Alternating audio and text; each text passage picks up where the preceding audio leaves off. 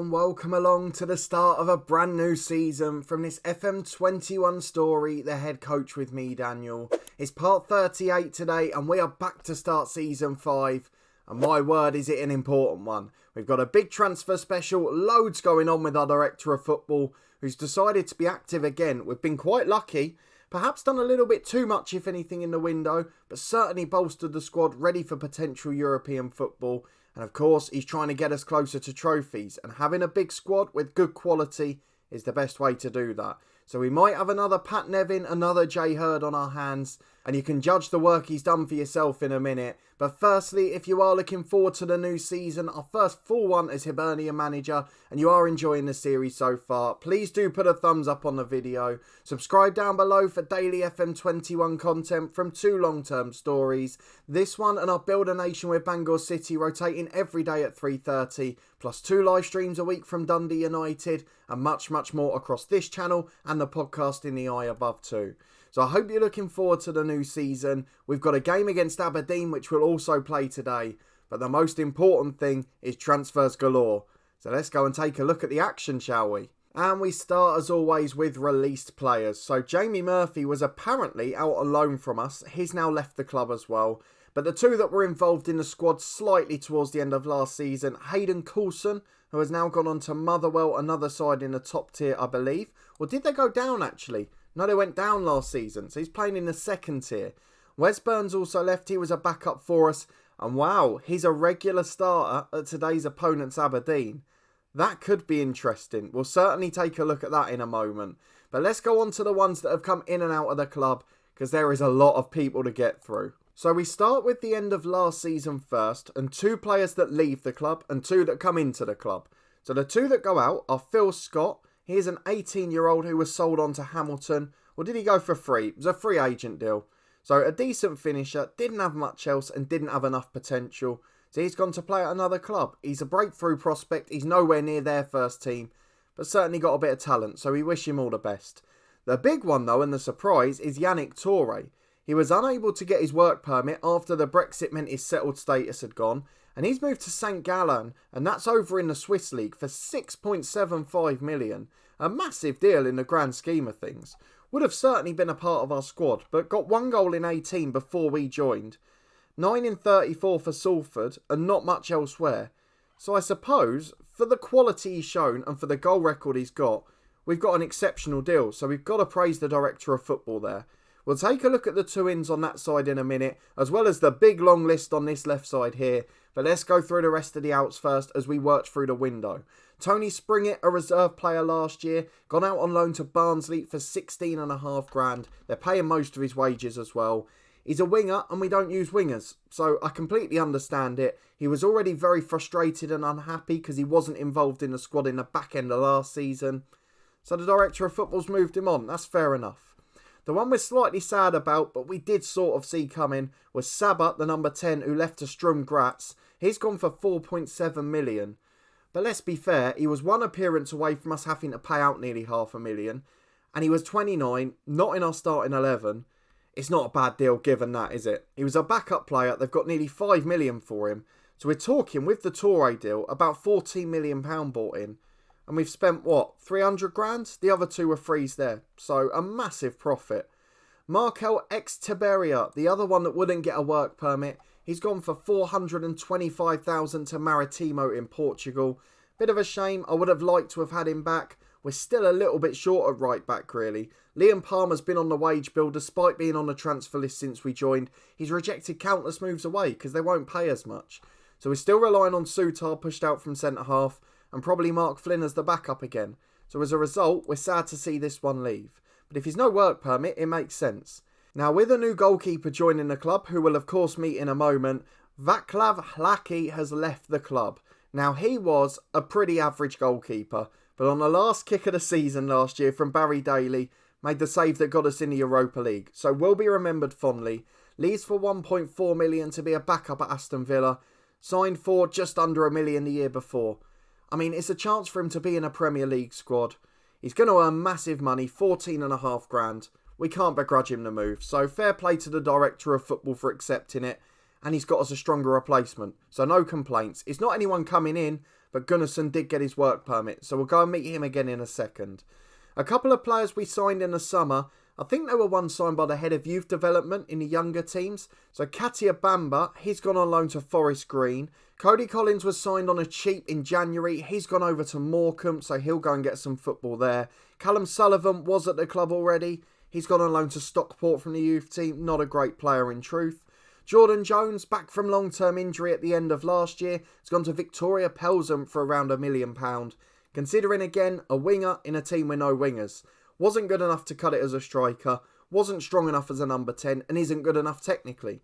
He's 29, he's past his best, and we got £1 million. The director of football doing great business with the outs. A couple more loan deals to finish off just in a couple of days before the season. Uzi Sharon has gone to Queen's Park, a good young player for us, but a winger. And we don't play with wingers for the third time. So he's going to get football elsewhere. He's going to do well in the Scottish lower leagues. We've played against the likes of Queen's Park when we were at Brecon, when we were at Arbroath. We know they've got quality. And with 2.5-star ability already, for a future manager later down the line, Uzi Sharon could be a superstar. Stephen Parker's the last one. He's gone to Airdrie. 2-star ability, a striker who can't finish, but great in the air, a solid target man in the future perhaps. So someone we can look out for later down the line. But a good window in terms of outs, certainly money recouped for average talent. We've done really well. And our director of football, Luke McShane, has to take a lot of credit for that. We were a little bit worried about Anik because he was an unambitious personality, but he has certainly done work in the window. Graham Maffey, the technical director, gone mad on the staff. We'll look at that in a moment as well. But a very good window. So let's look at the ins, the men who are going to make a difference this year. So first up, the two done at the end of last season. Firstly is Dylan Tate on a free. A good midfielder, 22 years of age, Scottish under-21 international, 3-star ability, 4-star potential. Released by Rangers, 6 appearances for them. Played for Inverness, played for Raith at championship level. He's a good footballer and given time he will develop. Not the best technically, but we play with a box-to-box. And he's got all the physical and mental attributes to do that. So I'm hoping if he can just develop a bit technically, he'll definitely get there later down the line. David Bonner is the next one in. He joins from Leeds on loan at left back. A natural replacement for the guy we had last year. Was it Wilson Esbrand, I think? 3-star ability, 5-star potential. Understudy to Doig. Will play in between European games or in some of them if we're in the Europa Conference. A really good solid player, good in the tackle, good physically and determined. He's got everything we could ask for. As the season ticks over, we had some young players join the club. Frustratingly, the only transfer fee paid so far is for an under-20s player, not even a top one. Dennis South came in from Ipswich, 1.5-star ability, just a punt in the under-23 reserve side. Max Johnston from Motherwell, the same thing. 2-star ability, 3.5 potential. He's had some offers accepted for loan deals, I think, so Inverness he may be going to. But he's got enough potential to be a backup in the future. But the first one that we had pre-agreed was Connor Ronan. He joined from Norwich on the 1st of July and he is a good attacking midfielder. 3-star ability, 3.5 potential. Probably a natural replacement for Saba, who we lost on a big deal. So to replace player like for 4.5 million less, we can't complain. It's about half the wages as well. So I've got a feeling he's going to be a good squad player, involved in some of the competitions, and definitely strengthens the squad. No doubt whatsoever about that. Fergus Morris came in from Ipswich, 1.5 ability, massive potential, got a poor personality. So what we've actually done, because he's a bit older at 19, we've promoted him to the first team squad, and we've got him in the mentoring group with the big professionals. So I'm hoping he'll improve on that side very quickly, and then we can start to see his talent unfold. The second one we had pre-agreed, of course, though, was Jack Evans from Swansea. 3-star ability, 3-star potential. Former Welsh under-21 international, a very good player technically. With him coming in and a couple of others later, it's probably the end of the long throw in truth. And might be the end of Will Vauxx by the end of the window. He's not going to be involved. I'll probably drop him to a fringe player or something and let the director of football deal with the rest. But a good addition, can play in the holding role and can play in centre mid. And again, will be a valuable squad member. We've had the problem at Dundee, we had it here at the end of last season, we've had it at Bangor, we've had it at Dundee United in the live stream save. When you've got a small squad and you're playing in Europe, particularly the group stages, your players can really suffer later on. So to have this level of rotation available is going to make a difference for sure. The same will be the case up front because we've got Jay Stanfield in on loan from Fulham. I guess the replacement for Dallavia. £5 a week contributions, 3-star ability, 5-star potential. Former England under-20 international, former Hibernian loanee, 4 goals in 21 games. And he's played for Fulham 20 times and got a 1 in 5 rate in the English Championship. Not a bad rate at all. Electric quick, very composed, and pretty good on the finish as well. It's just that movement off the ball, the anticipation that's not there. But as a backup, he'll certainly be good enough. We talked about Katia Bamba. He's gone on loan to Forest Green, 1.5 star. Another one of those young punts, but this time with a good personality. Noan Kenner is the next big one though. He's joined on loan from Leeds as well, just like the left back Bonner. 3.5 star ability, 4.5 potential. Definitely the starter in this role. He's ahead of Maishi, he's ahead of Evans, and Vaux is nowhere to be seen. Looks like he's the highest wage contribution we've got at the moment too. But he's too good to leave out. He's a quality footballer. And I'm hoping he's going to make a big difference. We're going to try him in a slightly different role to what we did with the others, just in the hope that it'll give us more defensive solidity. We'll do the same with Farrell as well, who was really poorly rated in terms of his match stats. As an advanced playmaker, he struggled. So I'm going to try and balance the team a bit more. But that guy's key. Noah and Kene, a really good signing. Tony Weston, a young player on loan from Rangers as well. 2.5 ability, 4-star potential. A 2-footed striker. He's decent in the finish again. Not quite so good physically, of course, but a good backup option yet again. Jordan Jones left the club, Wes Burns left the club, Dallavia left the club. So to bring him in alongside Stanfield, I feel for the future, that's a really good sign for us. Another good cheap loan deal, and another one that bolsters the squad. Russ Evans, the last one to come in. He's got a bit of potential, but another one of those, a young gamble, comes in on a free and hasn't got the best personality. His potential's not good enough to come in the first team squad. He's a centre-half who can't head the ball, so I don't have much hope for him. But we'll surely be proven wrong by one of these kids. And perhaps one of the more exciting ones is the one potentially coming in. Antoine Semenyo, currently a brilliant youngster at Bristol City. He's been offered a deal worth nearly £10,000 a week for £1 million. But he's another striker with 3-star ability, can play off the wings, and he's got a lot of quality and a lot of athleticism. He's got a good personality as well. And I feel like he could make a difference to this team. So I'm interested to see if he comes in. So a very exciting window in terms of playing staff. Even again, if maybe a bit too hectic. We talked in the past in previous years about how quiet transfer windows have been. We saw with Arbroath as well. But with the other 3 clubs in this save, at Brecon, at Dundee and here, you could argue the director of football has been too busy. And that's something that's a little bit bizarre. What is also bizarre is we've got a 3rd assistant manager. In addition to Gordon Young and Keith Lasley, Gavin Strachan, the son of former Dundee manager that we took over from Gordon Strachan, has come in as our 3rd assistant manager. An absolutely baffling mum for us. I'm not quite sure what's going on in Scotland here. Loads of assistant managers at every club. We've got more coaches coming in. The team's getting bolstered all the time. 2 or 3 that had been signed from Dundee, which we're not going to complain about. The likes of Dwight Gale, the scout, one of those. But a few others that have come in from other clubs and other countries too. So a really good bolstering of the staffing. James McCarthy, a scout now, a former Crystal Palace and Everton player, of course. And he started at Hamilton up in the SPL. So a lot of quality, a lot of strength in depth. And both on and off the pitch, I feel like we're ready for a very big season. So Aberdeen are our first opponents today. We've then got a couple of winnable games off camera before what will be a massive episode next time out. Fenerbahce at home and away in the Europa League playoff round. A very big test for us and possibly not one we're favourites for. The likes of Alexander Nubel there, a key player for them. And they've got players on 30, 40, 50 grand a week. One on 77 grand a week in Nubel. They've got an exceptional squad and looking at it, they'll be big favourites against us. So whether it's Europa League or Europa Conference football, we've definitely got group stages in Europe. But looking at Fenerbahce as the opponents, I think we might want to temper expectations and move towards Europa Conference football. But that's all for the future. We've got Aberdeen today, and this is the 11 that we've gone for. We've been recommended to bring Bonan in for Boggarts, but I want to keep it as familiar as possible to last year. Just try and keep the cohesion together while these lads develop into a system. And this is the squad we've gone for as a result. We've got Gunnarsson in goal, who is back from his loan and has a work permit. 3.5-star ability, 4-star potential. Massive step up in goal.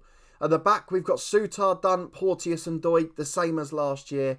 Kene comes into the holding role, switches to a defensive midfielder on defend. Can play as a playmaker if we need him to though. Mallon and Farrell in the middle, Farrell drop into a deep line playmaker on support, and then Bogus behind Nisbet and Cummins up front. Plenty of quality up there. We know that there's goals amongst that front three, and we'll be hoping for a big season from the Polish number 10 and from some of the other stars behind him. So far, all of the stars still here. The offer's getting rejected for Mallon, the offer's getting rejected for Doig. They've yet to pass 10 million, the director of football's yet to relent, and hopefully they'll all be here come the end of the month. That's the squad for the first game of the season, a very strong bench with lots of new players. So let me know what you think will happen, let me know what you think of the director of football's work, and let's get into the match against Aberdeen. What do you think the score will be? Let me know down below. Here are the teams then. A couple of familiar names in this Aberdeen team. Shay Dunkley at centre-half alongside Leo Connor, two good young players in game. Benny Beningame in the middle, another one in that category. We tried to get him at Wigan, I think, briefly, in the beta save. Wes Burns, our former man up front. Jack Byrne in midfield, who we pre-agreed a deal with in our live stream series. Liam Miller, Calvin Ramsey, some good young players. And this is going to be a very difficult test. So we're going to tell the lads we're favourites. We want to get out there and prove a point. But the first game of the season is always a difficult one. So let's see if we can give the fans hope, the fans optimism, and get 3 points in the Scottish Premiership. And we've got an early throw with Josh Doig, still taking it long for some reason, into Cummins, who volleys just over. And it nearly worked out, not sure why. Josh Doig hasn't got the long throw. We'll take it. 5 minutes gone, and the first chance to Hibs. Well, Aberdeen's sitting back with two holding midfielders and Farrell's got an early yellow card. But we are on the front foot again as Farrell picks it up, switches left to Josh Doig. Chance to cross from the byline. On his left foot, it's a poor ball back. Well over hit to Sutar and he finds Mallon. Here's Farrell, 35 yards out to Mallon again. Out to Doig. Will this delivery be better? On his right goes back to Farrell. Play safe. Here's Kene. First chance we've seen him on the ball to Mallon. Out to the right to Sutar, who's overlapping. 3 in the box if he can find them. Nisbet's one. And he heads just over the bar. On fire last season, he probably would have scored that. But he's just warming up. 3 shots so far, none on target. But Aberdeen haven't had a shot at all. As Farrell plays a 1-2 with Doig from a throw-in. Back to Mallon. Josh Doig! And he scored from left back. What a strike that is. 25 yards out. A very different throw-in tactic. Must be on mix now because he's from short. He's done it quickly and it's caught out the defence. Aberdeen concede their first shot on target against them. And with half an hour gone, we deservedly lead 1-0. Well, half time, no threat whatsoever from Aberdeen here at Easter Road. But we used to have a problem with this last season. The second half would never go well. And straight away we're defending. Farrell tries to get on the end of a clearance. It falls for Marcel on the right. And it's back to Beningame in the middle. Gives it away to Bogus though. And this is where we can counter. He's got Cummins up with him. He's got Nisbet in the middle. Goes alone instead. And it's a good save from Richie to tip wide. It's a corner kick for Hibs and a flying start to the second. Aberdeen still not able to lay a glove on us. As Mallon puts the corner in, Marcel heads away. Kene will recycle possession. And on the right wing, what can he do with it? Will he cut back on his left foot? He doesn't. He wins the throw-in. And he's also pick up a knock. A cut hand? You can't come off for a cut hand, Noan. Come on. We need better than that. But 10 shots, 4 on target, 58% possession, and an utterly dominant performance. We've got a free kick again just inside the opponent's half. Porteous will take it into Lee Farrell. Time on the ball. Turns and runs into the space. Goes from distance. And it was a really greedy effort, to be honest. He was never going to score. And Burns gets past halfway. Don't foul him. Don't foul him. He's chasing him back. And I'm going to have to take him off because I'm worried about his discipline. But he's going to go in here. Don't do it. Oh, I know he's going to get sent off in this highlight. I can just see it coming. It's switched away from him, which is good for now. But Burns been released on the left-hand side. Aberdeen not had a shot all game in 61 minutes. And they give it away again to Bogus. Nisbet holds it up to Mallon. He's got time in the centre circle. Surges forward. He's got 3 off him, but goes back to Farrell. Lovely through ball for Nisbet. And again, his shooting boots aren't on. It's straight at the goalkeeper. 63 gone, 1-0 to Hibs. And a brilliant display so far. We are going to make a couple of changes though, because some of the boys are struggling. Kene's got that injury, so Maishi will come on for him. Farrell's on a yellow card, and I'm quite worried. So I'm going to bring on Connor Ronan. And we'll swap Boggarts into the deep line playmaker role, which he likes. And Ronan will be the number 10. An attacking midfielder on attack, he can handle that. Nisbet up front, I'm tempted to take off. Maybe Stanfield on for him. But I'll leave that 5 more minutes first. 2 changes made, 63 on the clock. and a debut in the number 10 for Connor Ronan. Just over 15 to go, we've got a throw-in on halfway with Josh Doig, plays to Jason Cummins on the left flank, Steele brings him down, already on a yellow, has to be a red card. We're replacing Nisbet with Stanfield, that sub needs to be made, and it's 11 v 10, a 1-goal lead, a 1-man lead, and surely we can't throw it away. Stanfield is a better advanced forward than he is poacher, so what we're going to do is we're going to switch him to the advanced forward while on the right. Cummins is left-footed, so he's going to stay on the poacher role, but on the left-hand side. And that's what we're going to do with 15 left. Surely against 10, we can't throw it away. Aberdeen not had a shot at all. It's a brilliant effort from the lads on the first day of the season. To get that state where we don't concede a shot would be incredible. As Marcel clears the ball away, only as far as Bogus. Plays a 1-2 with Ronan. Out to the right-hand side to Sutar. To Stanfield, the new substitute striker. Out to Sutar again. Tries to cross in, back to the edge to Bogus. He shoots from distance. And it's just wide of the post. A brilliant display so far. And the only question is how's it only one? As Mallon's corner in, Porteous header saved by the keeper. And at the second time he grasps it down at the feet of the striker. And we've got 6 minutes of stoppage time to hold on. It deserved to be more than one, but we'll certainly take it. A clean sheet, a victory, some debuts for new signings. And it's the perfect start to the SPL season for Hibernian. A brilliant start, a brilliant performance, and I'm excited for the season ahead. And there is the confirmation. Dundee held Rangers, our former club doing a good job against the big boys again. Dundee United, who we snuck third past on goal difference on the final day of last year. They were battered at Celtic Park. But for us, a good performance, a good result, and 3 points on the board is all we wanted. We had debuts for Connor Ronan and Noah Kenney. There'll be more to come in the next couple of weeks. But let's go and take a look at the schedule. Because with 2 games off camera, we will then be back for Fenerbahce in the Europa League playoff. Can we make it to the group stages of Europe's second competition? Or will we be relegated into the third? Either way, it's group stage football. Either way, it's good income. But I'd love to get a good result against Fenerbahce and really set the season running on a high.